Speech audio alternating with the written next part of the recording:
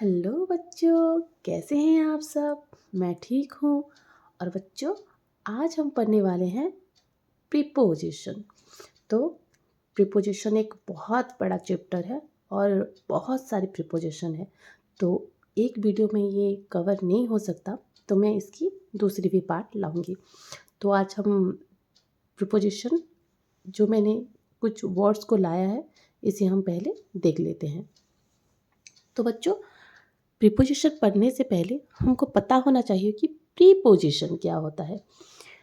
Pre pre का मतलब है पहले। पहले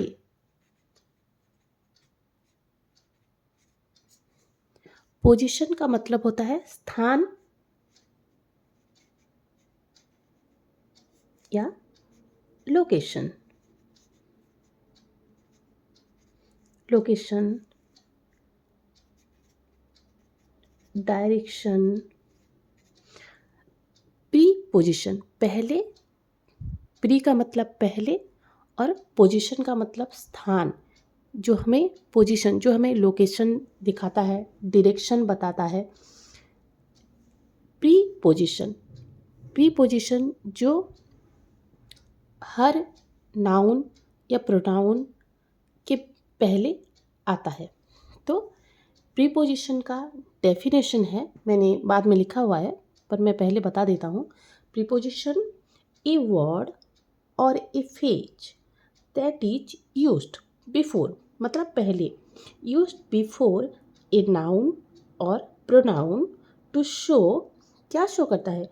प्लेस शो करता है, लोकेशन शेयर करता है, प्लेस, टाइम एंड डायरेक्शन को जो शो करता है। तो प्री का मतलब हो गया पहले और पोजीशन का मतलब हो गया स्थान, जहाँ पे हम पोजीशन, जो हमको पोजीशन दिखाता है कि कहाँ पे है।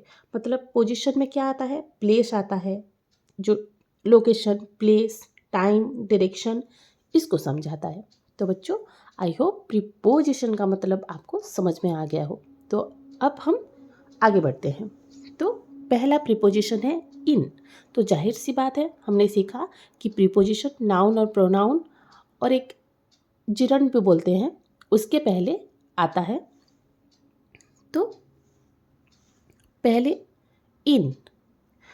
तो इन, कोई भी चीज़ अगर अंदर है तो वहाँ हम इन यूज़ करेंगे।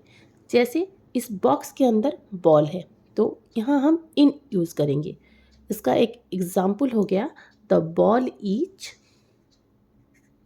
In the box. The ball is in the box. अब कोई भी चीज़ अगर ऊपर है और सटा हुआ है, मतलब ये बॉल यहाँ पे बॉक्स को लग के रखा हुआ है, तो यहाँ पे हम ऑन यूज़ करेंगे। The ball is on the box. The ball is on the box. Under, अगर कोई चीज़ किसी चीज़ के नीचे है, जैसे कि इस बॉक्स के नीचे यहाँ पे बॉल रखा हुआ है, तो यहाँ पे हम अंडर यूज़ करेंगे। The ball is under the box. यहाँ ओवर, अगर किसी चीज़ के ऊपर से जा रहा है, ऊपर से, तो यहाँ हम ओवर यूज करेंगे। किसी भी चीज़, मतलब इस बॉक्स के ऊपर में बॉल है, सटा हुआ नहीं है, सटा हुआ है हम ऑन यूज़ करते हैं, ऊपर है, तो यहाँ हम ओवर यूज करेंगे। In front of, the ball is in front of the box. तो अगर इस बॉक्स के आगे बॉल रखा हुआ है, अगर कोई चीज़ आगे है, तो यहाँ हम इन फ्रंट ऑफ का यूज़ करेंगे। तो the ball is in front of the box. अगर ये बॉक्स के पीछे, हम पीछे क्या है? बॉल है, तो कोई भी चीज़ के अगर पीछे कुछ है, तो यहाँ पे हम बिहाइंड यूज करेंगे। The ball is behind the box. अब इस बॉक्स के इस बॉक्स के करीब है, ये बॉल दोनों में ज़्यादा गैप नहीं है, पास में ही है, तो यहाँ हम नियर का यूज़ करेंगे। The ball is near the box, the ball is near the box.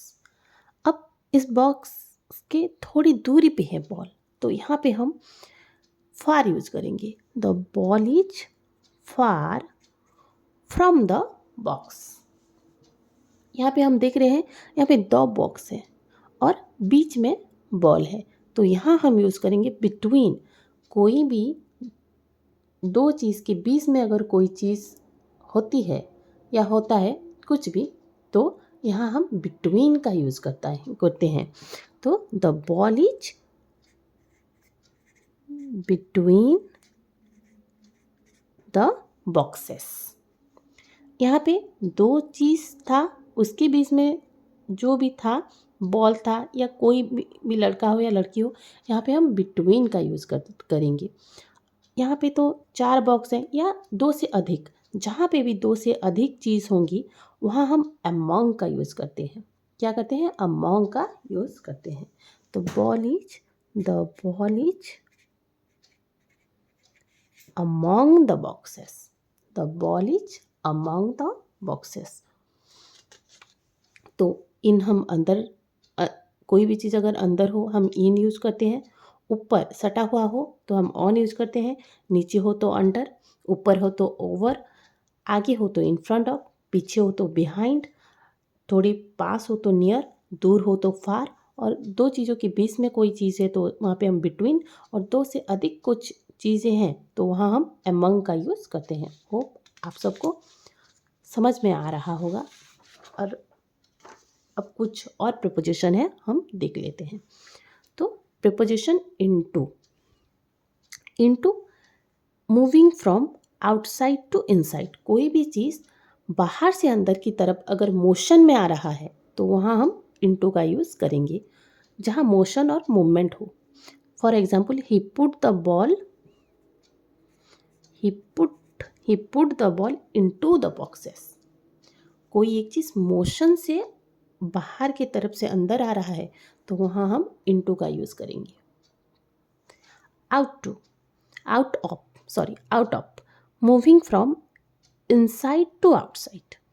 कोई भी चीज़ moving from inside to outside, कोई भी चीज़ भीतर से बाहर की तरफ मूवमेंट में आ रहा है।